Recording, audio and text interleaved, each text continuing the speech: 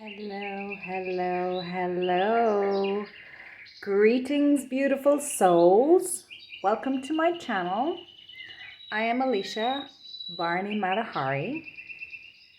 Returning visitors, subscribers, I love you very much. Welcome back. I'm so happy to have you. Drop-ins, newcomers, so lovely to have you swing by. And today we are doing a pick a card reading. Today we're asking, Hoots man, who set this Loosh loose about this Hoose? Now, if you know, you know. We're going to explore a little bit about what the energy that's being unleashed that is you. And we've got 3 piles today. And it's a little bit of a play on what era are you in also. So I've got 3 piles for you. Pile number 1, we have got these earrings, rose gold earrings with an emerald and a ruby. And we've got this beautiful iridescent Giza crystal. And that's from Egypt. So that's pile number 1. If you know, you know. Pile number 2, we've got this selenite crystal. And we've got this infinity ring that has the light and the dark. So that's, I just realized that's pile number 2. And pile number 3, we've got this Athena and what crystal. And it's a clear crystal that comes from Arkansas, but what makes it an Athena crystal is this diamond shape here, that defines it as an Athena crystal. So this is one that I got in Arkansas. And with that, we've got this black pearl, dark pearl ring that has, and pile number 3, we've got 3 rings forming a heart. So take a moment, decide which pile is for you. And I'm going to get started with pile number 1. I'm going to put your pile up here and your crystal up here and your 2 earrings up here. What I'm noticing straight away, even before I get into your oracle cards, pile number 1, is we've got the ruby and the emerald, and we've got the rose gold. So that's very strongly giving me masculine, divine feminine. Of course, this is from Egypt, so the ruby and the emerald is really giving me very strong like thought and crystal healing kind of vibes. And with the 1 and the 2, there's never 2 without another 1. The unifying factor is the way I'm going to put it. You know, for example, the Father, the Son, and the Holy Moon. Or the Holy Moon. Interesting. The Father, the Son, and the Holy Spirit. Very, very interesting. Okay, so let's get into your oracle cards. Wow. Remembrance. The frequency of remembrance supports our memory of everything that we have gone through as a soul in body, providing us with valuable information and tools to flow gracefully with and in this life. I've never gotten this card before, I don't think. It is so beautiful. It's reminding me, I'm getting huge ET galactic vibes off of it. So you might be interested in checking out someone like Stephen Greer or anything like that. It's really giving me like the ancient plus the modern. Like I'm getting Atlantis. I'm getting again the Library of Babylon. Not the Library of Babylon. That was the lighthouse. At Alexandria, the library at Alexandria. I watched recently Agora, which is interesting. I had never heard of it before, and it just came across my feed recently, and I really thought it was a great movie. But I love Rachel Weisz as well. So she played the main character in it, and they were just it's definitely, if you're interested in that, it's a good watch. But I'm also reminded of the 3 and the 8 here, which is coming down to 11. And what they say is, you know, basically, if you're on this channel at all, you're definitely leaning or at least playing with the whole galactic kind of themes and all of the information that's coming out right now, and all of the different, this idea of timelines. I remember my most favorite lecture that I had during my time at the teacher training was when Swamiji gave the talk about how time didn't exist. So you're someone who really, okay, so in answer to the question, I'm having a really strong channel right now, but in answer to the question, who set this loosh loose about this Hoose? You did. Because we're all divine, and we all come in, we're all part of the divine plan.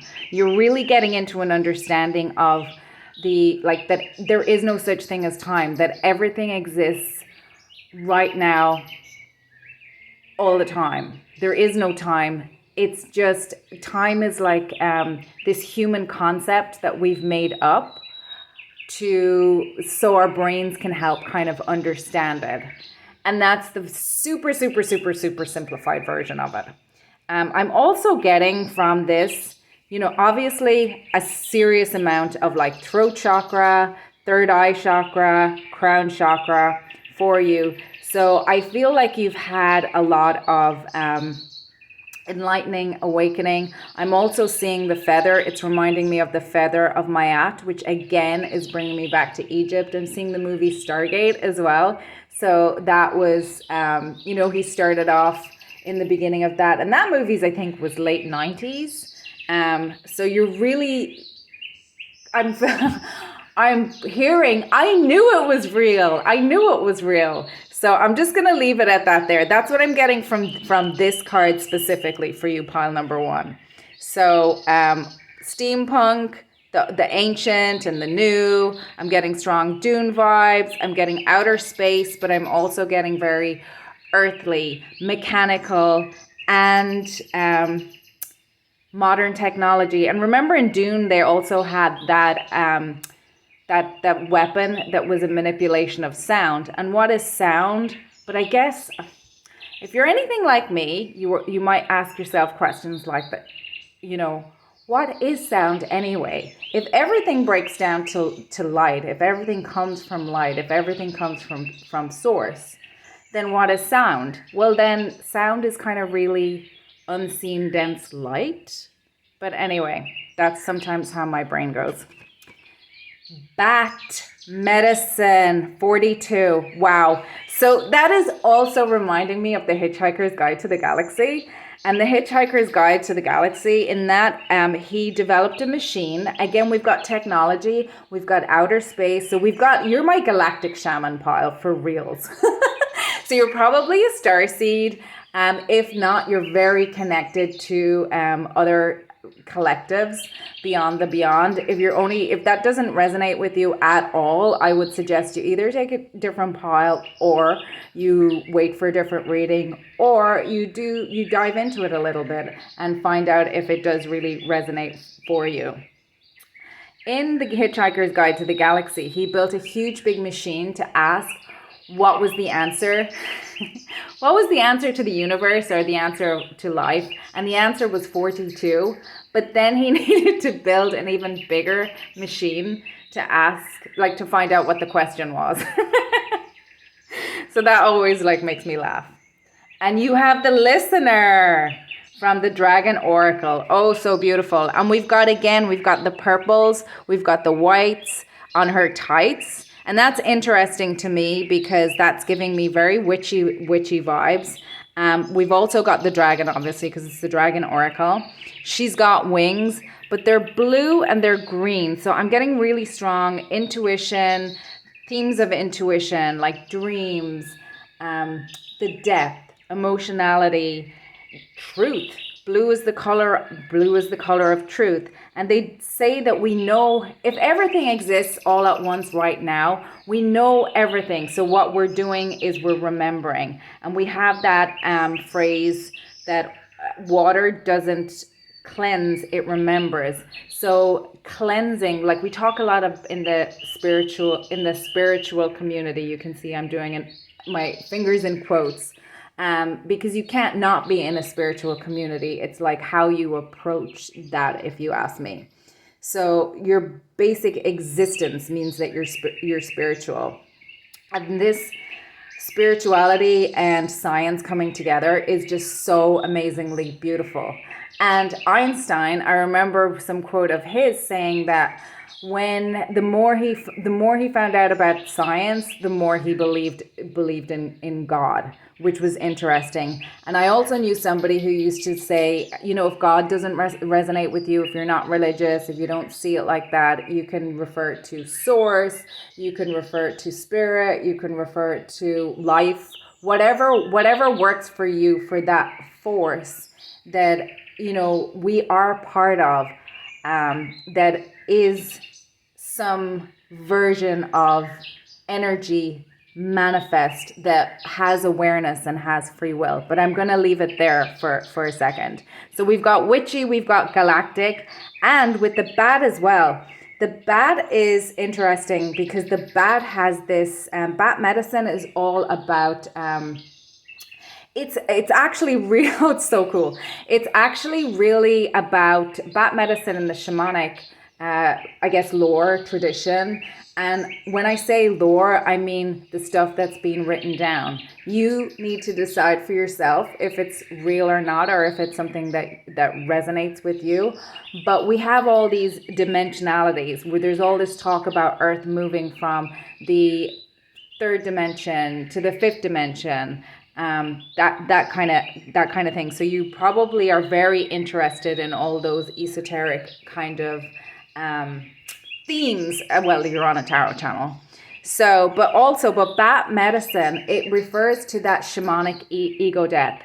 And those, there was one tribe, I can't remember where it was, but they in order to become, I think, a medicine man, in order to be like to adult, again, I'm saying it in come of age, go from, you know, being somebody, let's say, who's dependent on another human, like their parents, for example, in it, or the village, depending on how society is set up, to becoming the sovereign person who then becomes some form of a leader and some form of decision maker and some form of actor in society. They would bury them up to their necks and leave them overnight. So there's like bats, they move by sonar, they see by sonar, they're nocturnal. I am assuming that they're kind of blind. And what they're showing me as well, I don't know if they're blind, I actually don't know. But you know, when your sonar is so evolved, you would use that more than your sight, is what I'm trying to say. So, and they're asleep during the day. They also sleep upside down, which is interesting. And then if you're on my channel at all, you know I've been really playing with these vampire themes recently as well. Like that's been coming up really strong for me. So you've got the bat really is talking about transformation and cycles and ego death. And it's not that the ego death is like we must kill the ego. It's not about that, in my opinion. And also that's what you know, my guides are explaining it. It's like for each cycle of maturity, I guess, we go through. Oh my goodness. So I'm pulling tarot as we speak, and I'm just going to lay them down as I go through it.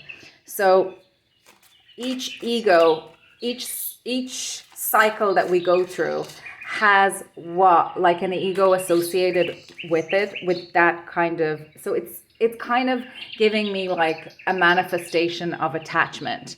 But when you're able to navigate that transformation energy really well, which is also, I'm getting, dark mother. They're also showing me that a lot of this and that are true. So you've got Fey energy here.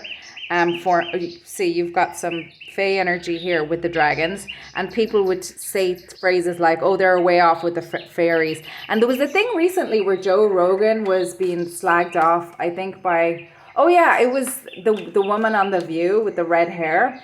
She was saying, "Oh my God, he believes in dragons."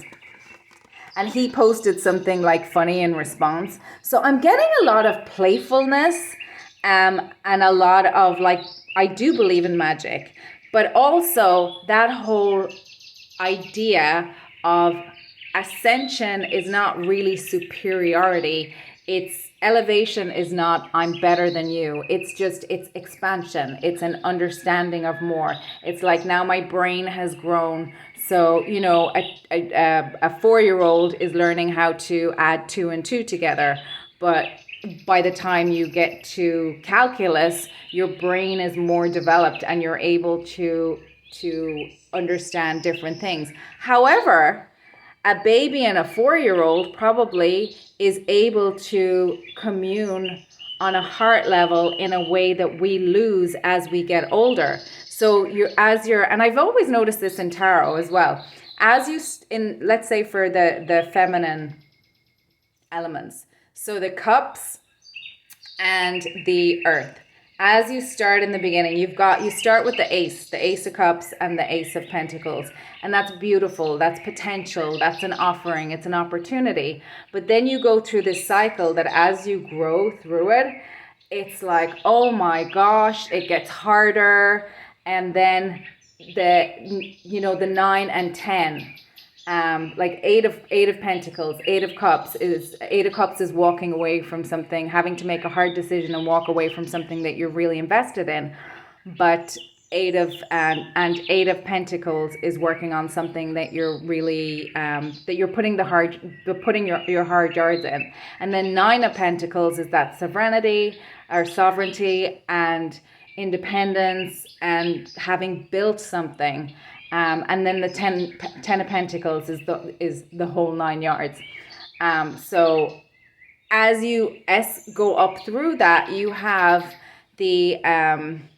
as you ascend through those suits, the lower ones are kind of not the ones that on the surface seem to be good, again in inverted commas. But also, when you look at the wands and you look at the swords, the masculine energies, you again have the ace of wands, the ace of swords. So you've got clarity, you've got creativity, you've got spirituality, you've got an opportunity, you've got a spark, you've got something new, something's birthing. And then as you go up, 4 of wands is the celebration card. 3 of wands is waiting for your ships to come in, all that kind of thing. So in the early kind of stages, it's on both suits, it's good. But then as you ascend up towards the end of the masculine suits, like everybody hates getting the 8 of swords, the 9 of swords, the 7, 8, 9, 10 of swords. 10 of swords, great, because at least it's done then. 9 of swords is when you're kind of caught in that energy. And same for the 9 of wands. Let's say 8 of wands is fast moving. That's not as bad as the in my opinion, as the 8 of swords, where you're kind of you're unaware that you're keeping yourself stuck. You're in your own kind of way. And then you have the 9 of wands, where you're just overly burdened, but you don't know how to put the burdens down at this point. Or maybe you haven't built the foundation such that you can put the burden down at this point. So it's just kind of interesting. It's reminding me of that touch of duality, like things going in both directions, like the young children being really plugged into their heart, probably very plugged into their spirituality, probably they can't talk to us and tell us about everything that they're seeing and experiencing, But if they do, probably mommy and daddy are saying, don't go saying that to the people outside, or the neighbors will take you away and will be reported for teaching you bad things, perhaps. So at least going outside of the lines. But you know what I mean. Anyway, bad has that cycles. Has that idea of cycles. So the ego death, as a cycle ends, as the cycle ends, we still need our ego, but our ego evolves. But the ego, the version of the ego that wants to cling on because it thinks it's going to die, is just going, oh my God, cling on. It's that attachment versus, and your inner child is going, no, let's go. Or your soul knows, let's go. This is great. So I'm getting so what led me down that entire tangent was that there's this idea that there's the spirituality and then next level up. And when I say level up, I mean level of awareness. I don't mean level of superiority. I don't mean better. I don't mean anything like that. It's a higher understanding and expansion is the galactic up from the spirituality. And how many times over the existence of humans have we lost, have we lost ancient knowledge and are remembering it again?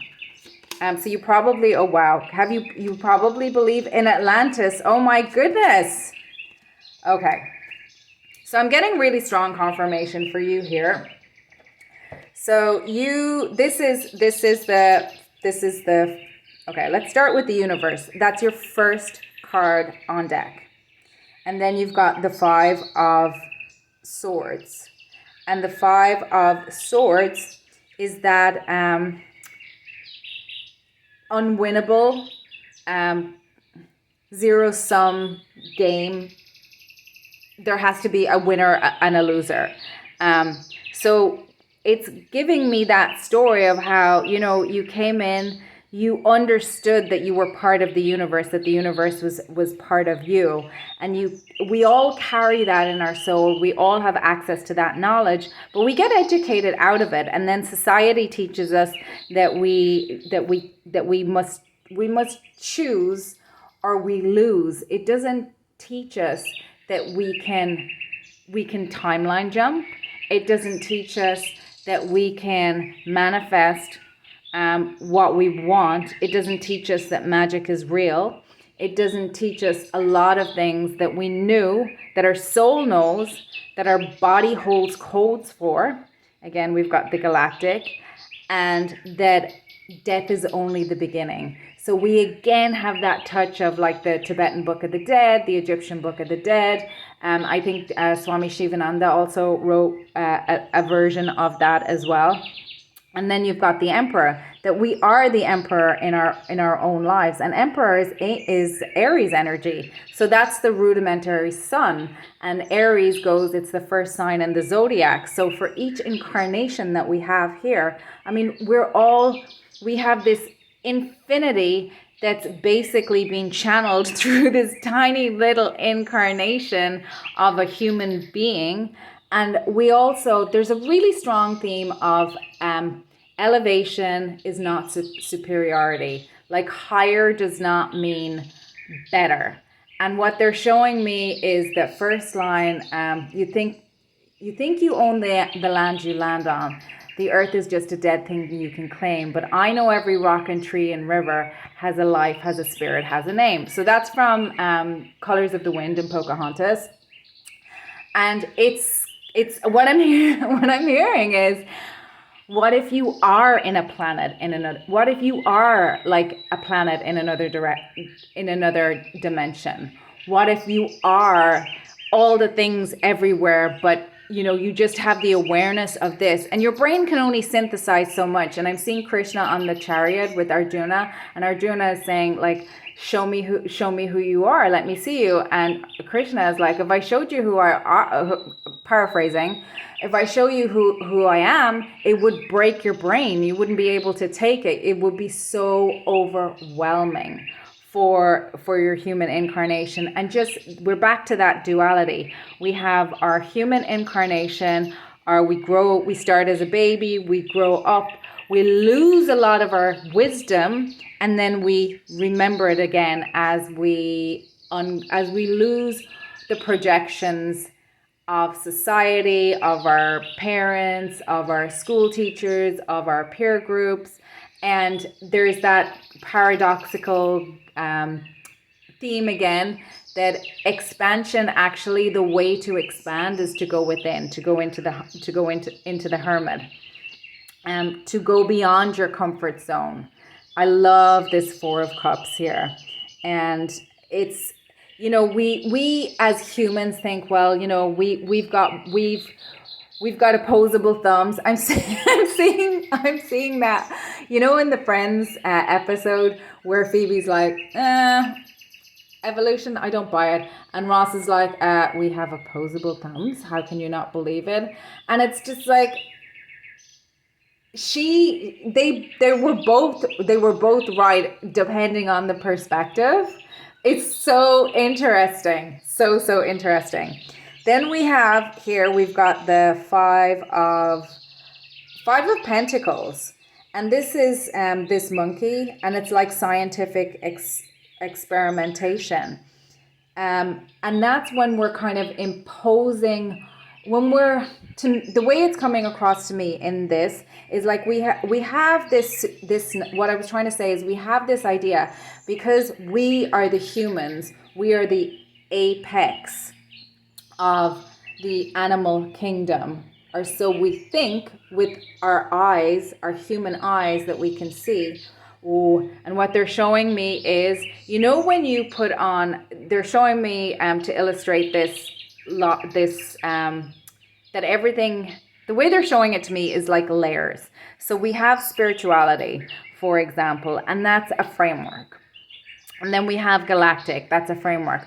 And then this ties into the bat too for me as well. So bats can see at night, but they see through, like, is it infrared? Is that sonar? I don't really know. Well, my human brain doesn't know, but I don't really need to know the details. But what I do know is that they can hunt at night, and that they can navigate by sound. They don't need to use their 3D eyes in the way that we do. They use their ears to see. Oh, interesting. I say that a lot, and that's reminding me of this. So I think that you're really going beyond, when you put on night goggles as well, you can see what other people can't see. So they're saying that as the evolution happens, that like you can see things that you couldn't see before, the unseen. So you're learning to navigate with new senses and new language and new community.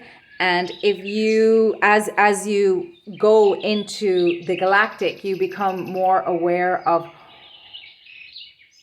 the bounds of science. Like think about it. There used to be people who think, and back to Agora, that was one of the subjects in Agora, is that they thought that that was back in the time when they were like, well, the earth is what if the earth is flat, and if we go to the end, won't we just fall off? And they didn't really have the language for and the words for gravity and the forces that they couldn't see and all that kind of jazz. So you're going through like this evolution of a succession of ego deaths, and it's not that it's a succession of perceptions.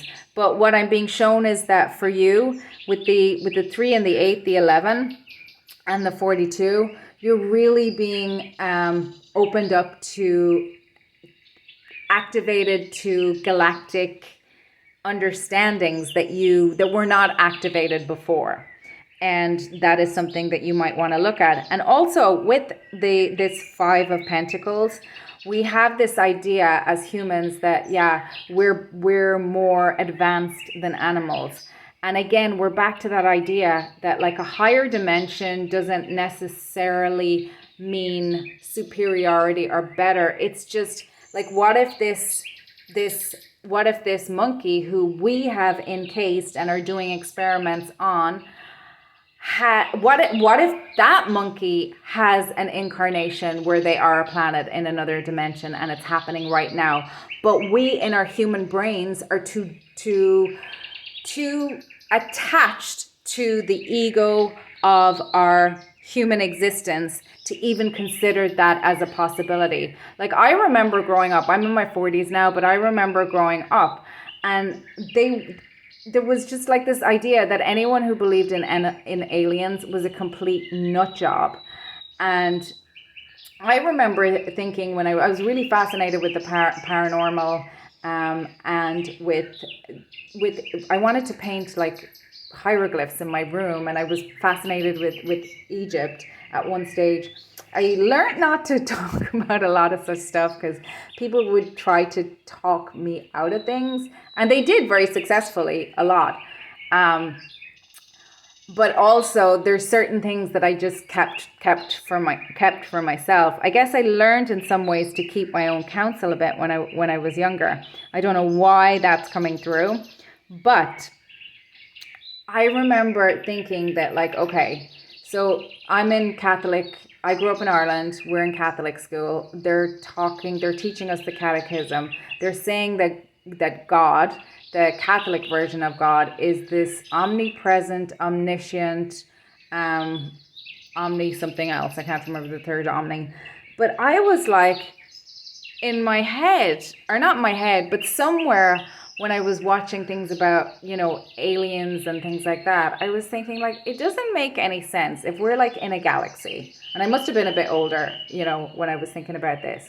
But if we're in a galaxy and God is infinite and the galaxy is huge and the galaxy is only one in like an infinite universe, like, why would there only be life on planet Earth? That made no sense to me whatsoever. So I remember like loving when Stargate came out back in, whatever it is. It's probably 25 years old at this stage. Because it was like, I remember when they made the movie of Lord of the Rings as well. I was like, all my Christmases had come together, because it was just, to see that on screen was just like, in one sense, kind of allowing it to come alive. I do not know why I'm sharing that with you. Anyway, Judgment is one of those karma cards, and I'm seeing the mirror cracked here. And that is another, like, the illusion is shattered. So you're shattering a lot of your own illusions, and you're shattering the most, I want to say, watershed. Like, you're really, once you see the truth, you can't unsee it. This whole reading is screaming truth. And what you'll notice about these cards as well is they're black and white and gray. So they don't have color in them, but they are very, I'm hearing that line from the Katie Melua song, spider webs. What is it? The piano keys are black and white, but they sound like a million colors in your mind. And if you think about it, I'm also getting, for black and white, I'm getting orcas. So that's another example of where, orcas, if you look at the timeline of humanity, they call, like, whale medicine, orca medicine, whale medicine is like, whales are, they say that they're the libraries of planet Earth. They have existed for millions of years. I think millions of years, relative to humans. Anyway, a lot longer than humans. So they have seen it all.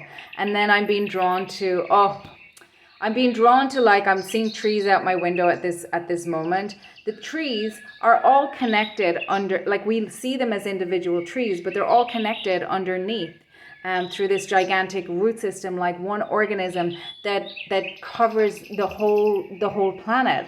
I know it sounds, if you're new to these ideas, it can sound really woo-woo and strange, but you're definitely my woo-woo pile. And if you're not, I would definitely recommend either parking this reading for a later date or choosing another pile. So karmically, your coming, and I'm recording this the day after the full moon in Pisces, which again, 12th house energy. Pisces also is the Hanged Man. We talked about the male energies in tarot going from, you know, kind of Ace of Wands, Ace of Swords, all the way up to like Nine of Wands, Nine of Swords, Ten of Wands, Ten of Swords.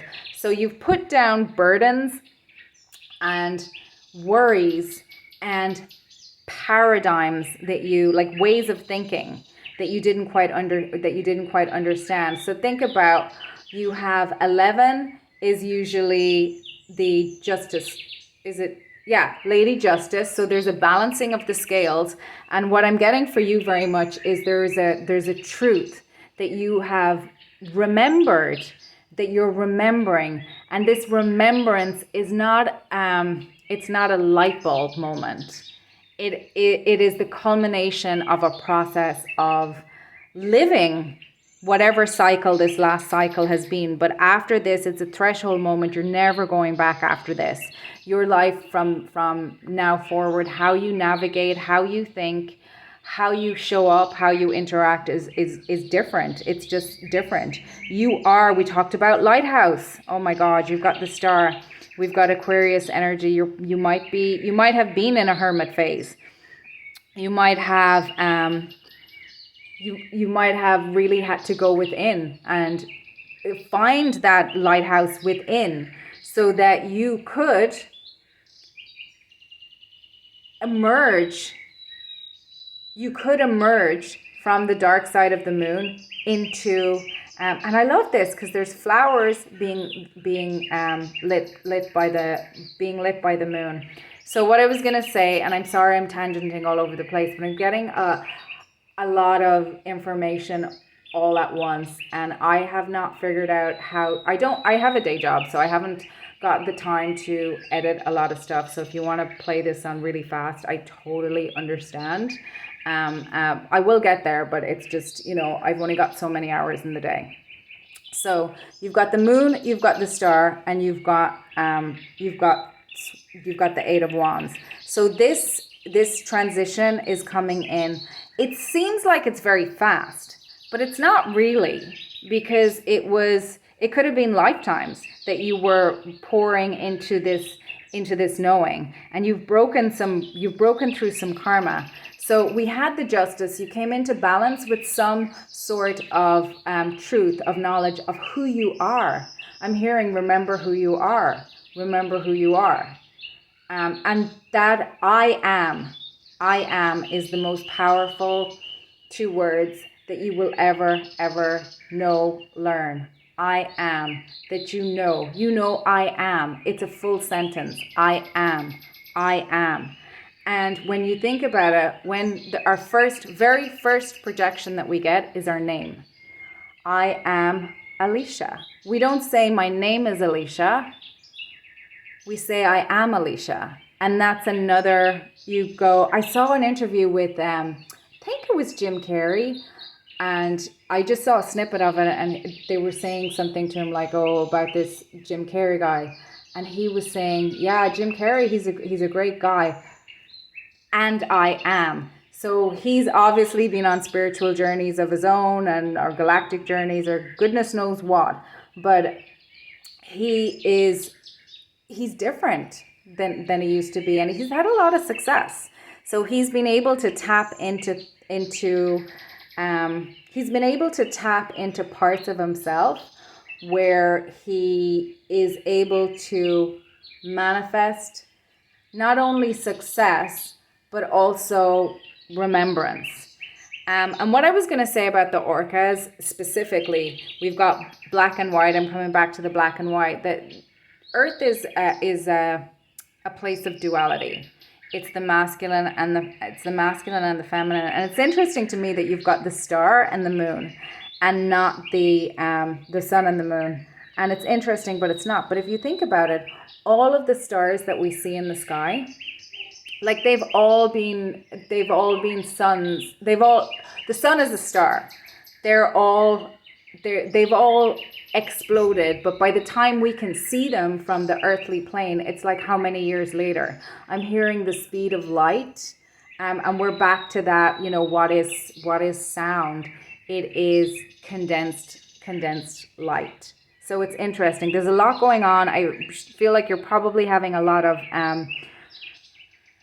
realizations, truth, throat chakra. You could be a reader, a channeler yourself. You could be an author. You could self-expression, creative expression is very and I feel like for you, pile number one, just very much being the individual that you are, that expression. There's a reader who I love who used to say all the time that, she thinks that we're here doing God's shadow work. And shadow's not bad.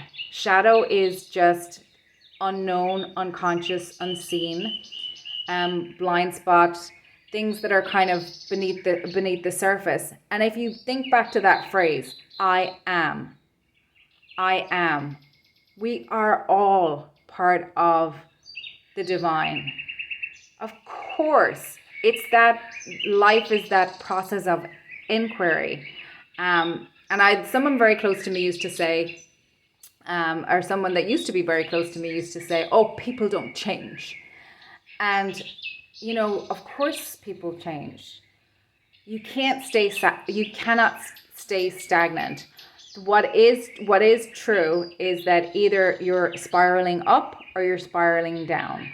And they say that the spiritual path is a spiral. And what they're showing me now is we're each kind of the center of our own, I'm going to call it aura. And what I mean by that is everything in the Akash. And I'm talking from a human incarnation and soul kind of perspective, from that perspective. So we're each the center of our own, so let's say we're a little point of source. And from outside of it, there's like many spirals. But back to the Stargate analogy, we can, through our own, as we walk through life, because we are incarnate on this planet, we have a body, there are laws of physics that apply here that don't apply in outer space, that don't apply on other timelines. But we can jump timelines by, I'm seeing the Taurus field. So as we walk through and as we cleanse our energy and purify our chakras and allow flow, not meaning everything, I get everything that I want. That means I'm in alignment. That means God is on my side. That's not what flow means to me. Look back at JC, the old, like at 33, he was he was nailed to a cross, and it was vicious and brutal. But what I'm saying is the purification path was not, I agree with everybody. I'm agreeable. I'm liked by everybody. And I'm not saying that everybody's path is to be that. I'm just saying that purification, purity is not the same as comfort zone. That's where stagnation comes in. So I'm going to leave it there. Pile number. Well, actually, no, I'm going to take a couple of these. I love these cards. Look, if you feel called at all to any of what you've heard, if you like it at all, I would really love it if you would like, comment, share, and subscribe to my channel, because it will help us grow our little community.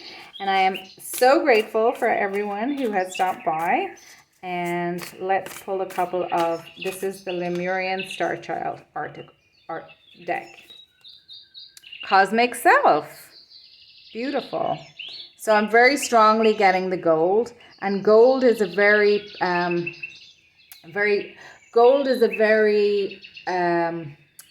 what's the word? It conducts a lot of beautiful energies. Cities of light. Wow. Cities of light. This is showing me a portal to inner earth. Agartha, Telos, Adama, inner earth, etheric retreats, family of life.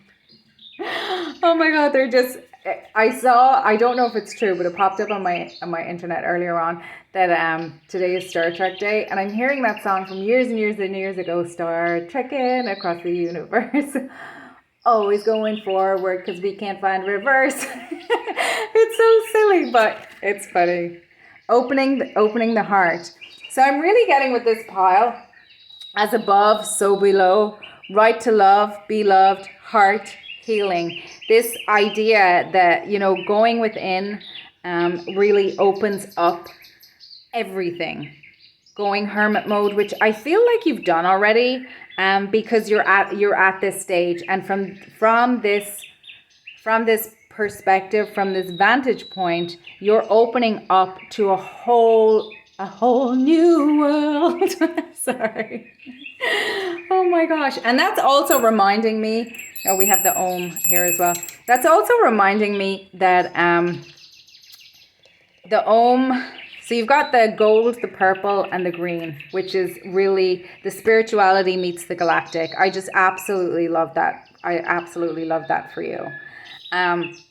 But it's reminding me that, you know, the land is newer to the earth than it was water before. And that is a nod also to the whales, who are the keepers of earth. So maybe you have an affinity with whales. Maybe you also have an ability to commune with whales. Maybe you have an ability, there was a lot of animal references in that as well. So maybe you have an ability to tap in with animal guides, with animals, the animal kingdom. Anyway, I'm going to leave it there, pile number one. I love you very much. I'm sending you lots of love, light, and hugs. So maybe we'll see you in another pile or another reading. So pile number two, you had the infinity ring, the dual, the black, and the dark and the light. And I had the selenite wand, or the selenite mini wand, which is, selenite comes from Selene, the goddess Selene. And I think Selene is also an asteroid, one of the feminine, divine feminine energies. Anyway, oh wow. You've got empowerment, pile number two. The frequency of empowerment supports our ability to show up fully and completely, uniting us with others in the deep trust that we are all connected through the same source. Beautiful. You've got the pink and the red in here. You're rooted in, we've got a lot of blue here and a lot of yellow as well. And then we've got some creativity out here, sacral chakra. And you've got five, and it's people. The individuality meets community. We're all part of the same universal force. I'm hearing that phrase, it's not a phrase, it's from Wallace Wattles, The Science of Getting Rich. There is a thinking stuff. And we've got a lot of blue here as well for truth. So you've come into some really truths about your own empowerment. And empowerment is the process of really giving power to someone or something, and self-empowerment is really taking your empowerment back. And I'm getting very strong divine feminine for you, partly because of the infinity and the duality here. And they always say that the feminine is dual in nature. And we've got butterfly medicine. Beautiful. Okay. And the evaluator. The evaluator always reminds me of Kuan Yin, who is now who is now a feminine deity, but started out as Yogi Kateshvara, who was a male warrior.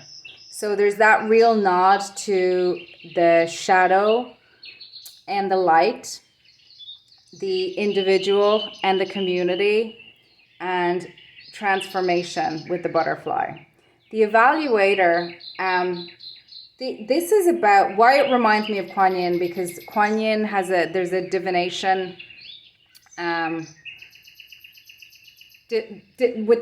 divine Kuan Yin. There's a book of poems of Kuan Yin's, and then you take sticks, and they are all numbered, and when you pick different sticks you refer to the poem, and the poem number 44 is about equanimity, which is neutrality.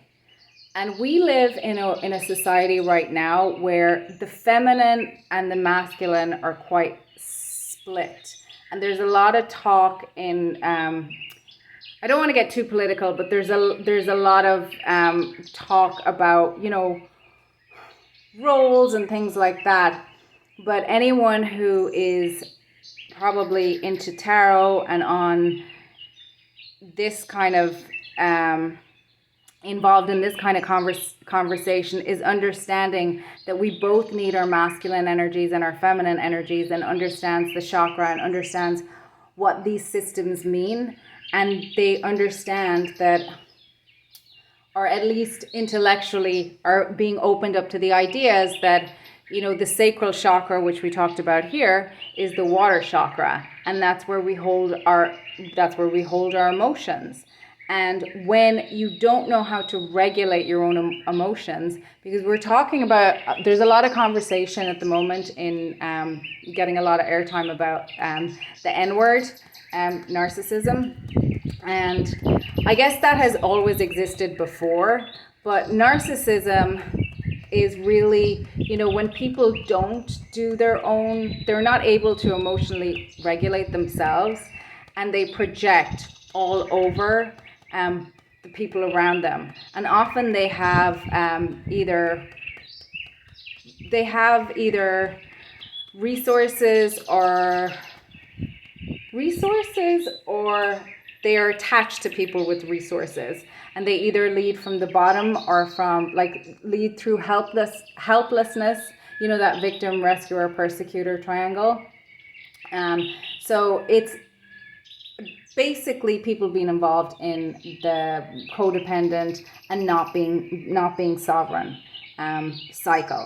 So I feel like you may have been someone who really didn't know, who had to learn about their own empowerment, their own self-worth. And the evaluator is what took me on that is that, like, women for the last number of generations, at least in the Western world, were kind of expected to be, I'm thinking of Jane Austen, she's agreeable, she's this, she's that, the feminine, the weaker sex, and she's expected to kind of be like, oh, poor me, man, take care of me.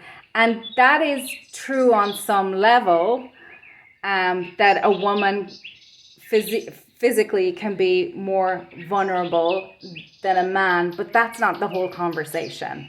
We both need to be able to honor our female energies and our male energies. We are all part of a society, and having healthy females, healthy males, and everything in between is about balancing our energies and our chakras, and how we show up in the world, and how we make decisions, and how we navigate our own empowerment. How, I'm reading the 4 agreements for the first time, and I'm still on the first agreement, and it is be impeccable with your word. So if you're not honest, and by honest I mean there's a difference between honesty and privacy. And if you're not honest with the people with whom you are intimate, you're not giving them an opportunity to know you. I'm hearing a phrase, to know me is to love me. And if you are not giving them the full information about you, you're not really giving them the opportunity to love you. They're loving a version of who they think you are, and vice versa. So it's very important to the people that we're close with, that we're intimate with, that we say that we love, that we invite into our homes, that we get into, business contracts, marriage contracts, have children with, all those kind of things, that we have that basic integrity. And being agreeable, going along to getting along, or being not being in partnership is the way not being in partnership, not making informed decisions, is neutrality gets a bad rap, is what I'm trying to say. Neutrality is kind of equanimity. Anyway, I've been tangenting for a long time on that. I'm sorry. So this is the evaluator card is about knowing your worth. And when a woman, there's that she's high maintenance. Well, everybody should be high maintenance. Everyone should have standards. And look at all the con artistry that's going around nowadays. Probably always did. It's just in your face with the internet right now. It's like if you don't have your wits about you, you can really get taken advantage of. And if you don't have good people around you, there's no honor amongst thieves. Like you have to, if you're someone who's very honest, you judge people at the level at which you operate. And if you're so offended that somebody has lied to you, but you're a liar, like it's kind of weird to me that you would be. But if you're someone who doesn't lie and you get lied to, it's really painful, because you're kind of going, I would never do that to you. And people in that situation can get very taken advantage of. And to not recognize that, if you're someone who had to figure out your own empowerment, you may have had to put up boundaries. So I'm just going to read from the oracle of the For Love of Dragons. Don't measure how valuable you are by the way you're treated. Like a dragon, you didn't sign up to be easily understood or constantly approved of. You're a unique and complex individual, requiring love and understanding from self first and foremost. When your path starts to feel daunting or overwhelming, remember you came here to help heal the planet. You're rewriting life's story, healing your ancestors, unlearning the stifling rules of suffering and selfishness. You're also giving dragon energy a whole new place in this world by learning to roar and to fly. Your value is not negotiable, as unique as any dragon scale and twice as shiny. Okay, so that put it so much better than I did. You treat people how to teach you, but don't decide your value by the way they treat you. If they are ABUSIVE, you have every right and the responsibility to move away from them for your own health and safety, basically. And if they tell you that because they're weak or they're overwhelmed or they're this, that, and the other, if they have all these reasons or excuses for why they need to mistreat you, that's a them thing. They can go and adult and figure that out for themselves. So butterfly medicine is really beautiful. It talks about cycles, and that's very, very strongly associated, obviously, with the divine feminine. We have monthly cycles, and then you have more. Women obviously bear children, and men can father children throughout, most of their lives. So women have that, maiden phase, the mother phase, and the crone phase. So there's a cyclical nature to women. We've also got mother nature. So cycles are a theme that shows up. I'm not saying that every woman should have children, and I'm not saying every woman should be in a certain whatever. It's just that theme shows up in the arena of women over and over and over again. And butterfly medicine talks about cycles and the stages of transformation. It's interesting that we're talking about divine feminine. It's also air medicine, because it's the mind. It deals with the mentality and how you look at things and how you discern and how you perceive. And we were talking a lot, without saying the word discernment, about discernment here. So butterfly medicine has the 4 stages, and it's asking, we each need to know, we're always in cycles. We're in cycles of something. There is the one thing that is constant is change as we evolve, as we grow. And feminine energy really highlights that for us. We have seasons and all that kind of thing. So butterfly medicine, you start with the larva stage, and that's, the egg stage. The idea, are you going to, like, you may have an idea to do something. You may have an idea about who you want to marry. You may have an idea of what kind of career you want to have. You may have an idea about the home that you want to live in. You may have an idea of the life that you want to lead. And then after the egg stage, there's the larva stage. And the larva stage is, I think the second stage is, you need to make a decision. Is this the direction that you want to go in? And that's reminding me of the Lover's card, which is also, it's number 6 in the tarot deck, but it's also, it's Gemini energy. And Gemini is, it's not masculine or feminine, which is interesting. Mercury is neither masculine or feminine, but it is really, I think, I could be getting that wrong, so like don't come for me if I did get it wrong, but there's something about Mercury being neither a feminine nor a masculine planet. And we were talking about how so we're really talking about the duality, and that's something that you've really, really mastered. Like the masculine and the feminine, the dark and the light, your shadow, and you're bringing light to the things that you didn't know about yourself. Like shadow's not bad. Shadow is just something that is unseen, uncovered, and learning how to harvest, and not just harvest, but how to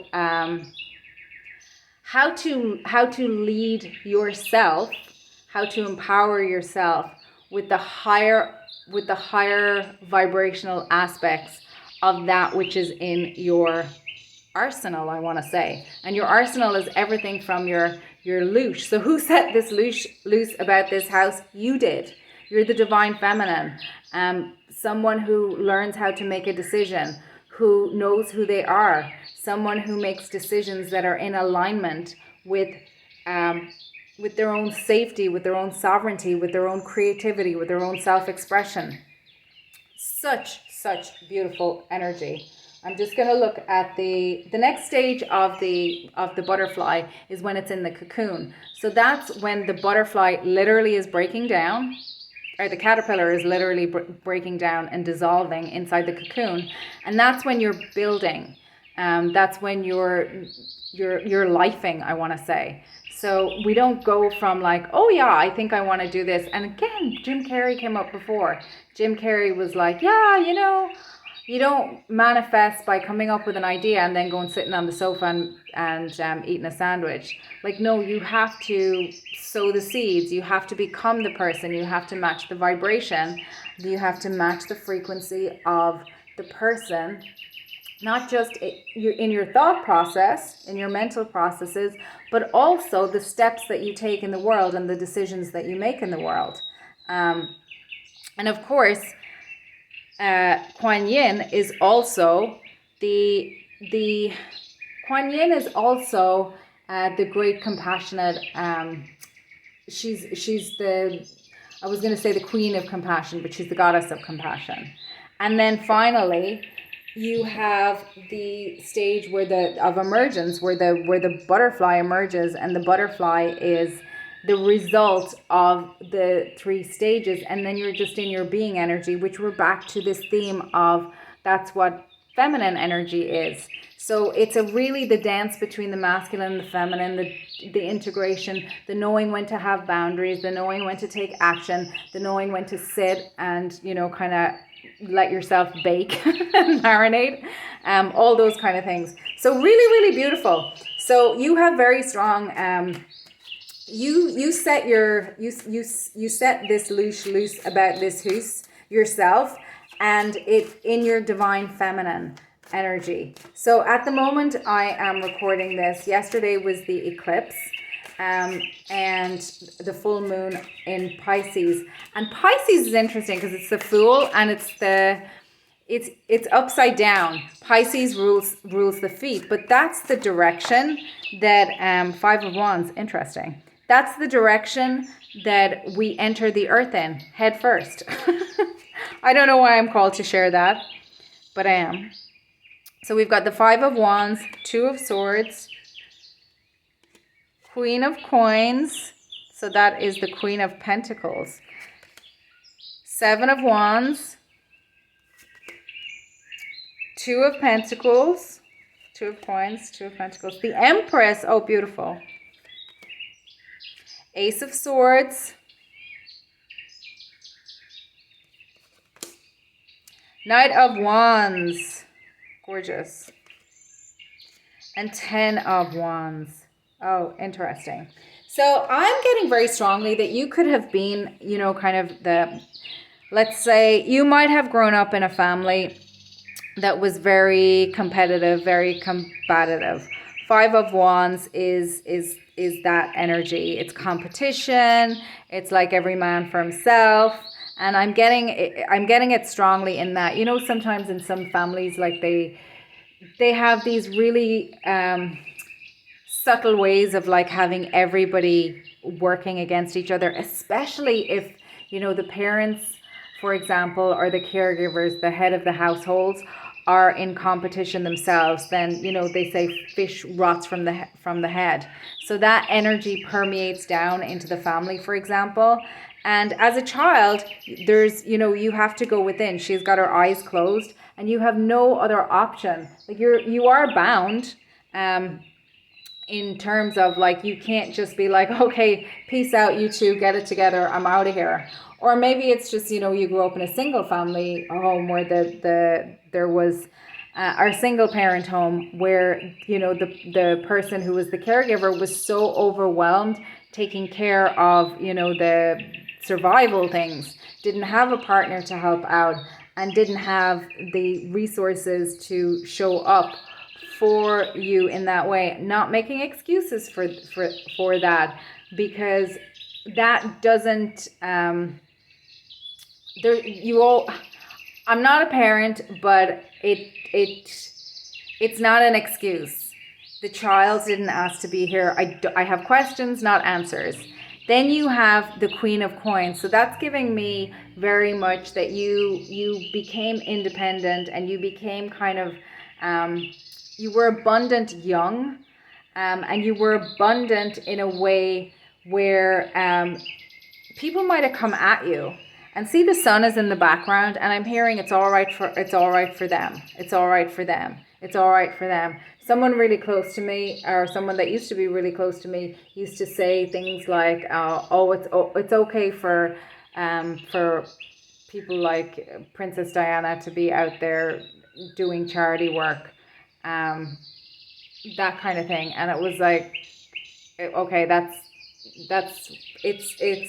it doesn't make, it's so out of context. It's just so out of context. It wasn't, you know, the grass is not always greener. The grass is where you water it. And I wouldn't have wanted to have Princess Diana's life. And I don't know why anyone would choose that. She was very, you know, very unhappy and very stressed, and she was with somebody who wanted to be with somebody else. And I don't know that any rational, loving person would choose that for themselves if they had all the information. But that I digress. I guess Two of coins, then this is the balance. So you've really had to come into learning how to balance. And I'm seeing you had to learn how to like take care of your inner child, and also balance your probably impulsivity, your animal nature. Maybe you didn't get that nurturing, or maybe you were raised as somebody who's like, we have a phrase back home, we have a thing with Irish mothers where the boy can do no wrong, and the mother thinks his shit is gold.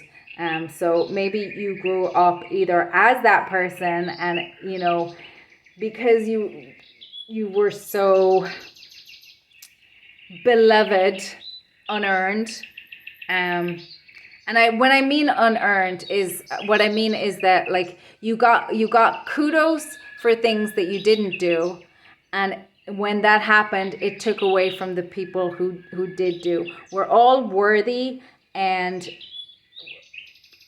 worthwhile from our value is innate. Back to this, don't judge. Again, it's the opposite side. Don't judge your value by the way people treat you. If you're treated with a silver spoon in your mouth, that doesn't mean you're better than the person who is ABUSED. It just doesn't. That's what I'm trying to say. So I don't know which side of this you're on. I'm getting very much strongly that you were like the female, or you were the go-to, the nurturer, the one who may have been around somebody who was needing your loosh, who was feeding off of your, because that's the nature of this reading. You had this beautiful energy about you, and somebody was vampiric around you and was just like, and when you had boundaries or you said no, you got provoked into a reaction because they felt entitled to your stuff, and you had to learn. You unleashed yourself into this environment, to help them see the error of their ways and to help them to elevate. But ultimately, they have free will and they can choose to stay in that stench if that's what they want. But you get the opportunity to move away from it. You get the opportunity to get clarity, see the decision, and build a life away from someone who's going to treat you in that manner. And then you've got the Empress. So you are extremely abundant, and that's around the competitiveness. You sent yourself in to show this family line, this relationship, these people, the people that you come into contact with. You came to show them that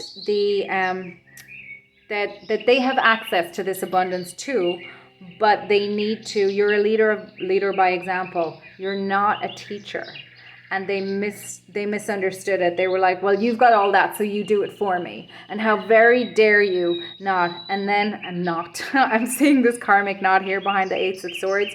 And again, I'm seeing the jewel encrusted swords here. But you got clarity, and you have cut the karmic knots, and you're back into your creative. You're embracing your shadow, your dark side, the things that people put down about you or made you afraid of about yourself, or told you were bad about yourself that never were.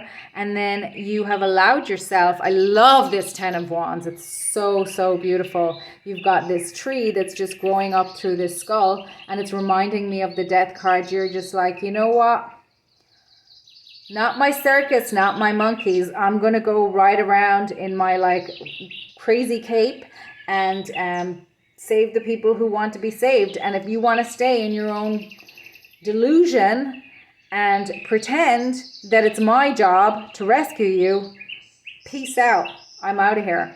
And I think that that's what you've done. And I think you've done, what I'm feeling for you is that you've really done so much work. Is that this next stage for you is the kickback stage. So let's say it was a garden. You're now at the stage where you're going to be able to enjoy the garden. You'll be able to like play in the garden. You'll be able to like gather, sit around and smell the roses. You'll be able to be in a maintenance phase with the garden. You'll be able to prune back the trees, or the fauna that's in there. You're welcoming in, people will want to come to your garden and hang out.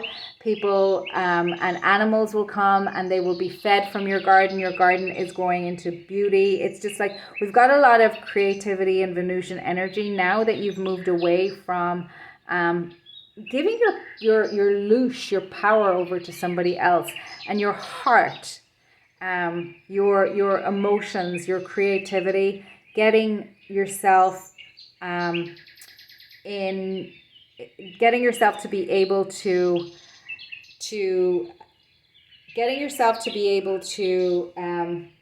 have boundaries and say no has been really, really a big lesson for you.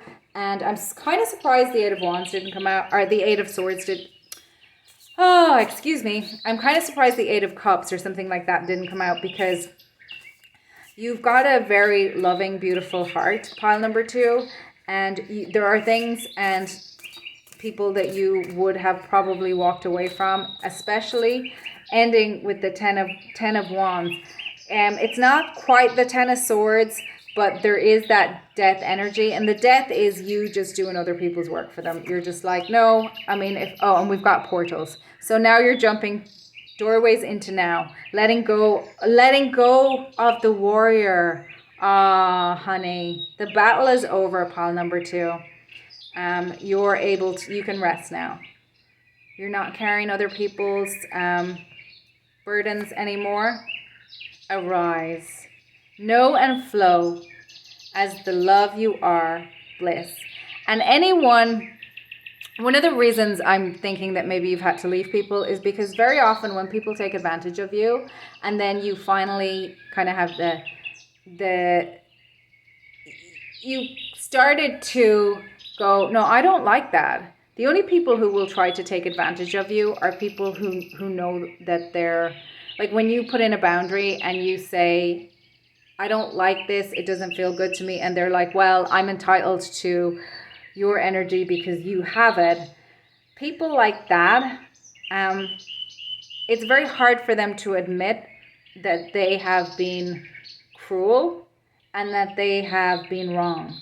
So very often, unless they also go through some sort of major transformation with the butterfly, it's very, very, very difficult for them to accept the boundary, and maybe always trying to come at you again with more of the, like, they might be just getting clever about how they try to manipulate you into giving up your goods. And again, I'm thinking narcissistic supply. They do say that narcissism, there was a guy I saw being interviewed, a doctor who was being interviewed, and he was like, there is literally no cure for narcissism. It's commingled with a lot of other things often, and the other things can be cured, and once those things are cured, very often the narcissism still stays there. And I don't know if you've been in relationship with a narcissist or not, but it's suggesting that you might have been. And he was saying, I don't care who it is, if you value your self-worth, you leave them. I don't care if it's mother, if it's whoever. So that was kind of interesting to me. And I haven't heard very many people in the conversation say that. Most people are like, well, they're family, so you should put up with it. So it's a conversation that is interesting. So this one, essences and energies, number 8, attune to the subtle energies, balance frequency holders. So you're really here to seed in to this frequency of just standing in your own eunice, is the way I want to put it. And it's interesting because Lilith was was Adam's wife, who was just like, no, I'm not going to be subjugated. I'm not going to be not going to be subordinate to you. I have an equal place at this table, or I'm out of here. And he was like, thou shalt subdue to me, is this the way the story goes anyway, that I've heard. And she was like, peace out. So you may have had that energy in some way, shape, or form show up in your own life, even if it was with yourself. Even if it was some version of you was like, well, society says I have to blah, blah, blah, blah, blah. And then you ended up having to kind of leave that part of you behind and, you know, put down burdens that you were self-imposing on yourself, for example. Anyway, if any of this resonates with you, pile number 2, I'd love it if you'd like, share, and subscribe. It really helps the channel. And if not, I may see you at another reading. So I'm sending you lots of love and light. Bye, pile number 2.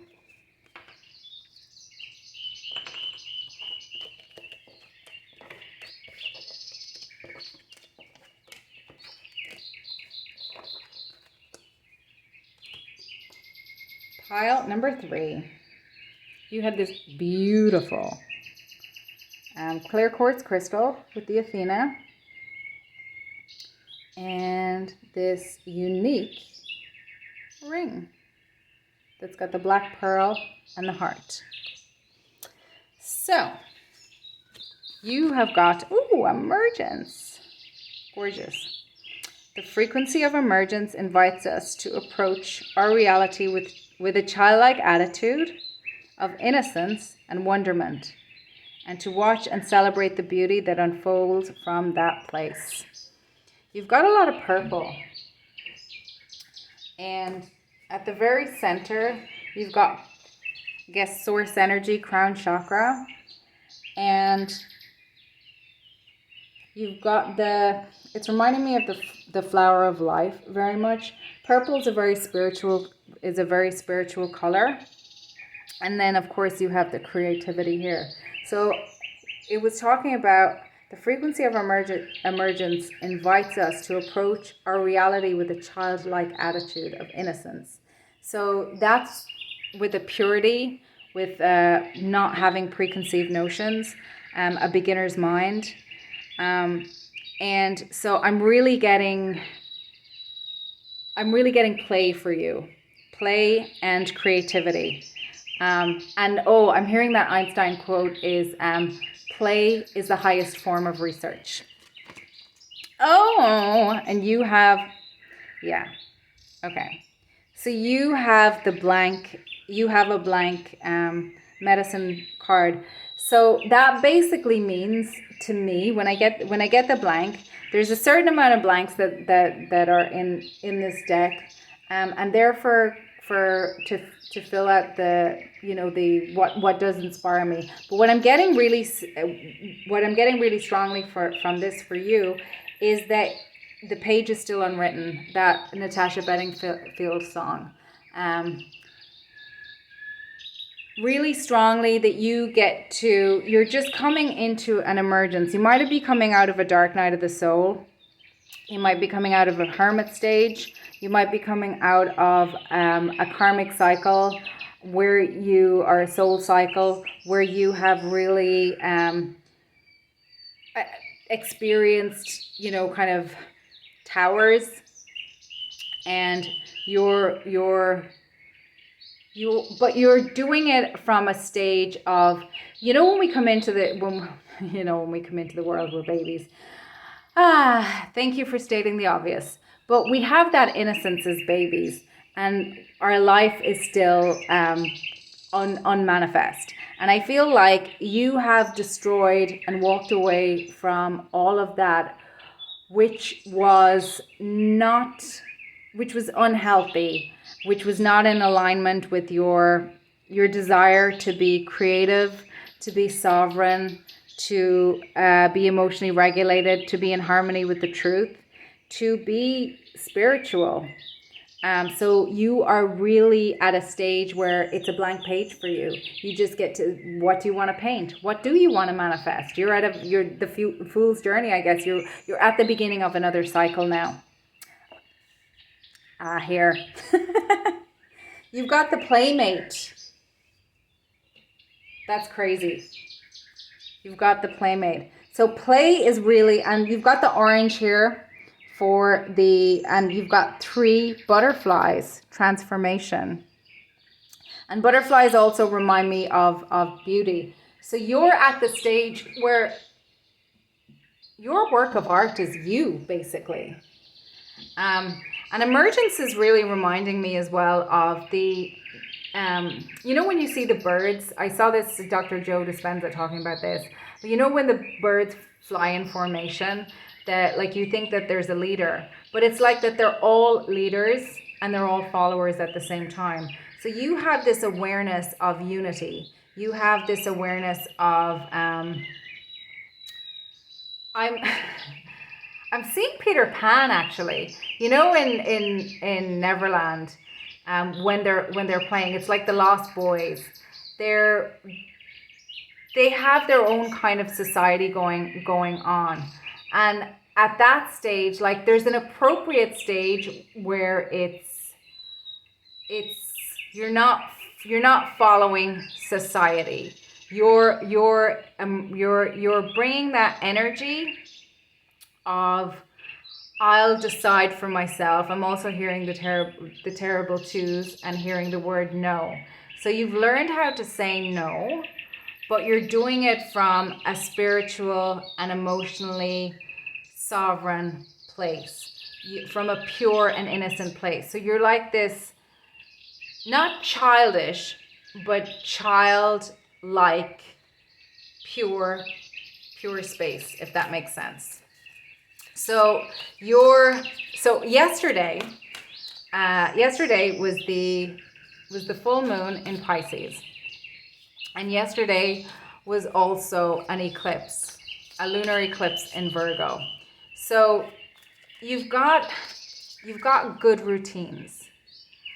Play has become part of your routine. It's reminding me of Finland, where they had the an education system was one of the best in the world. This documentary I saw a number of years ago. And what it was saying was that they scheduled in time for play, because all work and no play makes Jack a dull boy, is a phrase I'm hearing. And if you don't make time to play, and again, we're back to that, play is the highest form of research. You don't have the relaxation and the space. And again, killer whales came up, or orcas came up in another pile. But the orcas, and it's reminding me of the evolving nest as well. Play is such an important way of learning skills, of learning life skills. And play is just such an important vibration, frequency to embody. It's very magnetizing. Who does not love a little baby? Who does not love a child? Anyone who does not feel that energy of innocence and joy from a child, like, they're dark, if you ask me. It doesn't mean that they need to love that they're crying, but if you cannot see the beauty that comes from a child, like, you're missing something. I haven't used this deck in a while, but I was really called to use the deck for this pile, and it makes sense given the oracle cards that came out, the Playmate and the Emergence. There's something very beautiful about the space that you're in. Okay. So pile number 3. I feel like you have experienced some really, really, really devastating betrayal. Left in the dust. You've experienced some tower moments. And you may have come from a family, or maybe you've overcome addiction, or you've had a family that had addiction in it as well. That was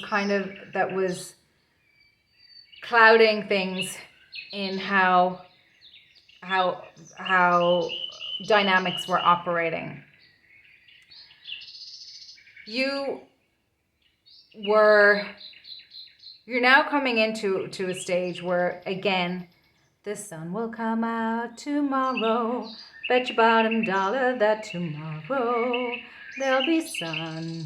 You are and were the sunshine of whatever cycle this was previously. You may have ended up like not believing that through betrayal.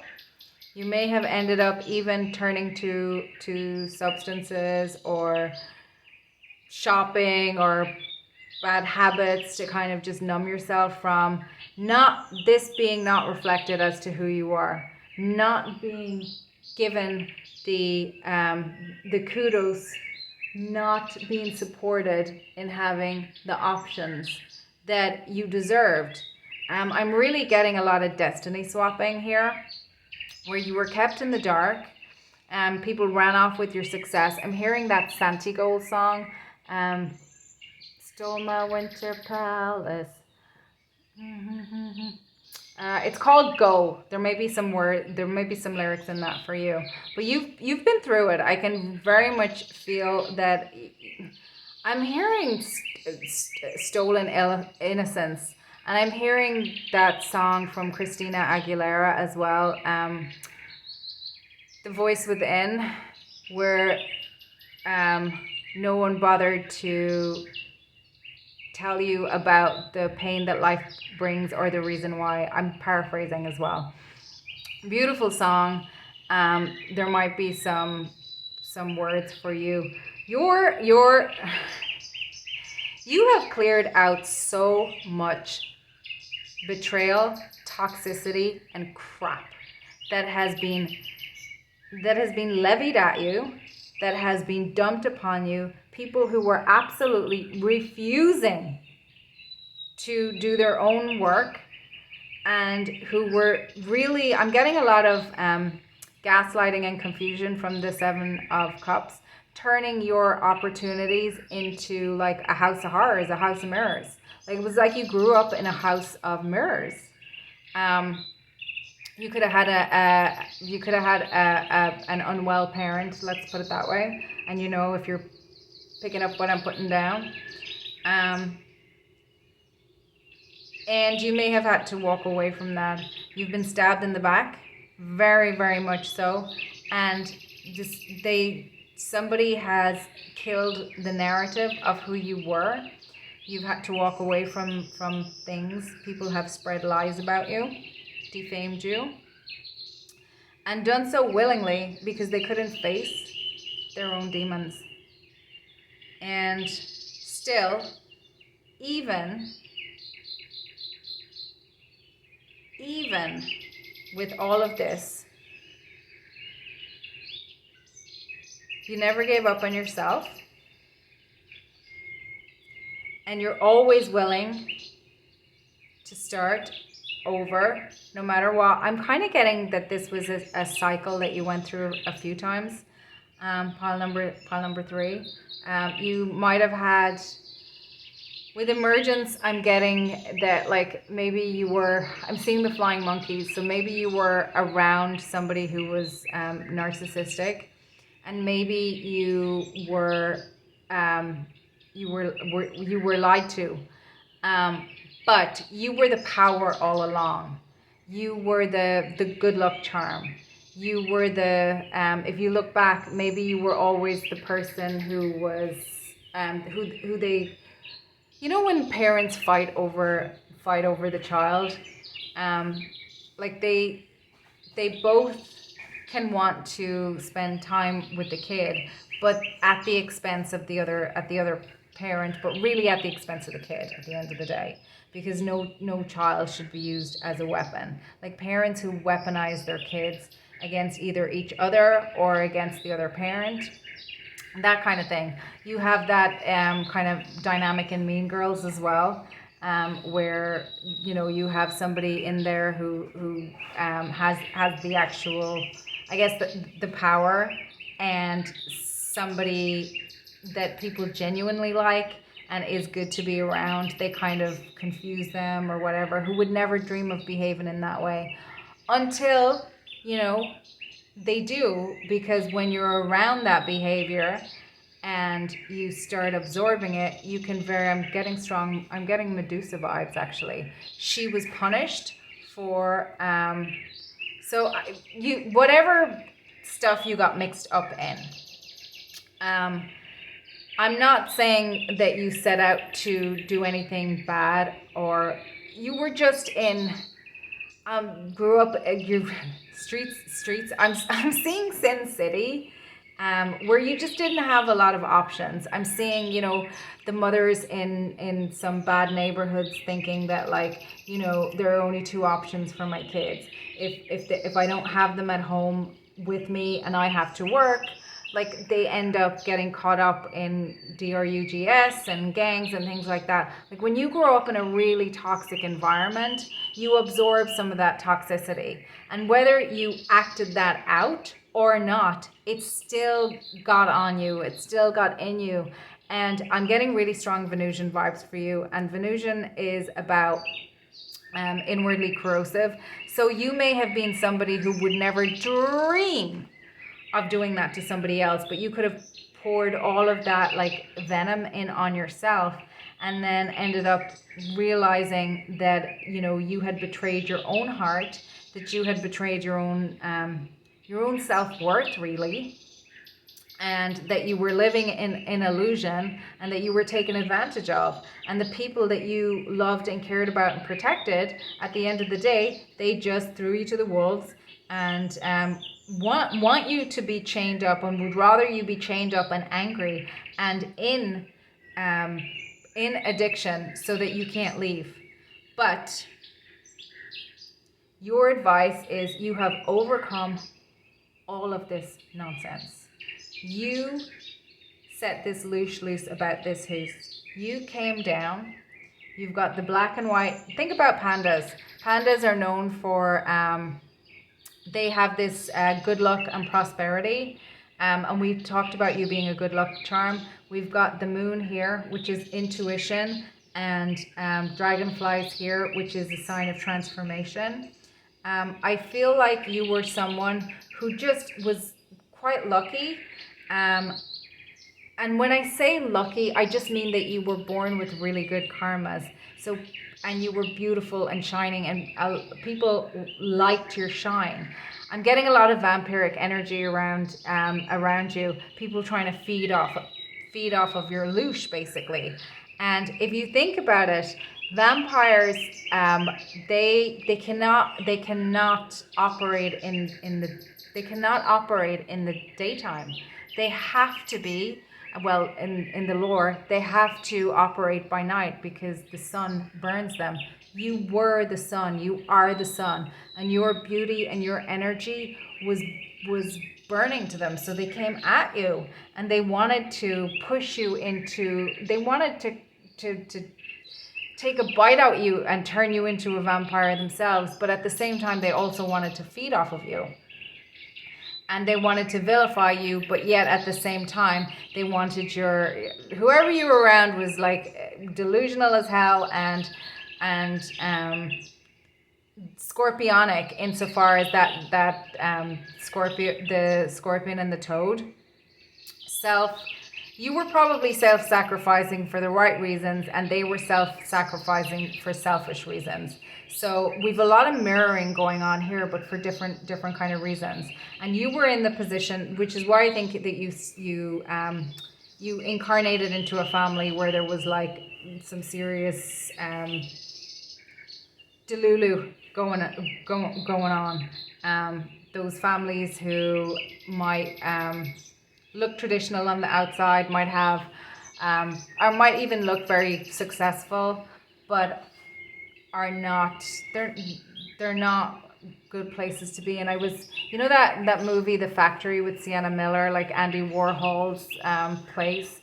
The Factory is about that girl who, the heiress who came from California. I forget what her name was, but she was the model. But, like, she was just like this. I'm getting that kind of vibe from you. She was this mesmerizing, beautiful, incredible, captivating person who, like, time stopped when she walked into a room. But people didn't people didn't treat her well, and she ended up succumbing to her demons, and she ended up not like doing well out of it. But she came from a very like, I think in her family they didn't talk about mental health, so nobody in the family who needed it ever got the help that they needed. It was all about appearances. So you could have come from some kind of thing like that, and you set your loose about this Hoose to bring healing. That was part of your soul contract. But you basically were born in, you know that Batman movie? I forget which one it is, but it's one with I think it's the one with Marion Cotillard, where they take over Gotham City, and at the very beginning, Bruce Wayne, he escapes from, he's down in this pit, and he spends years trying to escape out of this pit. But there's one child who escapes out of the pit. You're the child who escapes out of the pit as well. So you are just, your other people can escape out of the pit, but they're still down there. And then once you got out of the pit, you're like, okay, I'm out of the pit, what now? And it's like, oh my God, I'm a million miles from home. I don't have nothing but the shirt on my back, and I have to build everything from scratch. And you were exhausted, but you have learned so much through this process that you can create whatever it is that you want. And you're not that vulnerable little child anymore. You have so much star family around you. You have so much spirit guides around you. You were the child who was raised by spirit. Your inner child is jumping for joy. They always knew that you didn't have to they always knew that you could escape into your own inner world. They always knew that someday, think back to when you were a child, what were they dreaming about? What did they want? So play. I was having, oh my goodness, elders, spiritual wisdom, mentoring, equality, stability, wisdom, experience, counsels. From this pile, I'm getting like Dalai Lama. Like if you were born in the right circumstances, you probably would have, when I say the right circumstances, if you were born around healthy people with a good relationship with money, with resources, with relationships, with love, with their own self-esteem, you would have had a very different path. However, you chose not to incarnate in that way because you've lived that life already. And now you're learning, you're like micro sage. And by that I mean short. I don't mean Blu-ray being, direct divine expression, bridge between dimensions. You're an indigo child. You're a, in my opinion, that's what's coming through for you anyway. You're an indigo child. Ganesh is coming through really strong for you. We've got Metatron's cube here. You are, you probably when you were younger had imaginary friends that were your spirit guides that taught you a bunch of stuff. So if you are able to meditate, remote view, just play, surrender. Just one thing that I did yesterday, yesterday was the new moon, and I just made a decision. Well, actually, my inner child made a decision, and I listened. I just let my inner child take the reins for a day, and I was like, I had such a different experience of how I was showing up and interacting to different things. I still probably did a lot of the same things that I would have normally done on a Sunday, but I did them from a different perspective. I did them from a different energy. Unicorns only show up for the pure of heart. So one thing that's been going on with me recently is I've been struggling. I love to dance. I love to move, which you would know from being on my channel. But I've been having a lot of like unexplained pain in my body. I've been having difficulty sleeping. I've been waking up in pain. The next day I've been in pain, and I'm not able to exercise the way I want to. I'm feeling really frustrated in my body. I'm not as flexible as I feel like I've hit some, kind of walls in my flexibility as well. And it's really been frustrating to me. But what my inner child said to me yesterday was, let the pain, let the frustration, and let the inflexibility and how you feel about it, just let it be part of the dance. So one of the things that I've been doing that I'm just going to share with you, and I've only done it a couple of times, but and one of the reasons I haven't been posting is because I've just been not feeling good in my body. But I've been really trying to tend to myself. I haven't even posted reading for a while because I've just been really trying to take care of my energy and my body, and I've been processing a lot of things. My inner child said to me, let it be part of the dance. Let all that be part of the dance. Whatever it is, let it be part of the dance, because dance is something that I absolutely love. It doesn't mean that I have to share it with other people. Let it be for, right now I'm really, really making an effort to, and this is probably my pile, by the way. I'm really making an effort to share, to put my inner child first. And to play. I have to learn how to play again, because it was in survival mode for so long that learning how to play again has actually been, I'm hearing that, Jill Bolte Taylor, I think that's how you say her name, what is her book? I forgot what her book is, but she basically was a brain person in Harvard, and she witnessed herself having a stroke, and then she had to learn how to. She was like, well, first I had to learn how to rock, so she had to relearn how to, how to have movement, how to speak, how to walk, how to navigate in the world. And now she does, she draws pictures of the heart or pictures of the brain, things like that. So, her life just completely changed. And I feel like for you, pile number 3, that you came in to understand that everybody is on their own journey, and that you cannot force them to honor you, but you cannot force yourself to feed other people, because you will be depleted. And your experience here is to experience your own life. And anyone who wants to say to you that you're selfish for making decisions that are in harmony with your own self-expression, with your own play, with your own life, that your job is to. You don't need to take that on board. Depths of love. This is so beautiful. Let go of fear to jump into love. Let go beyond attachments. So you've really, pile number 3, you've really had to grow up early, and you didn't have the time or space for all of the magic that was present in and around you as a child. I'm just seeing your inner child going, I'm back. So pile number 3, your energy is just beautiful. Go forth and play.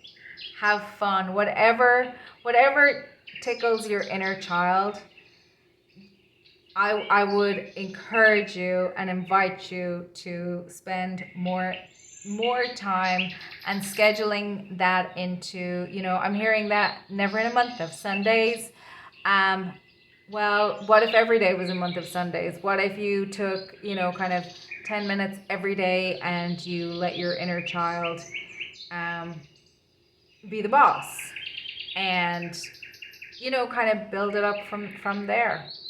So I'm going to leave it there, pile number 3. Thank you very much for stopping by. I love you very, very, very, very much. I can see that you have been through it.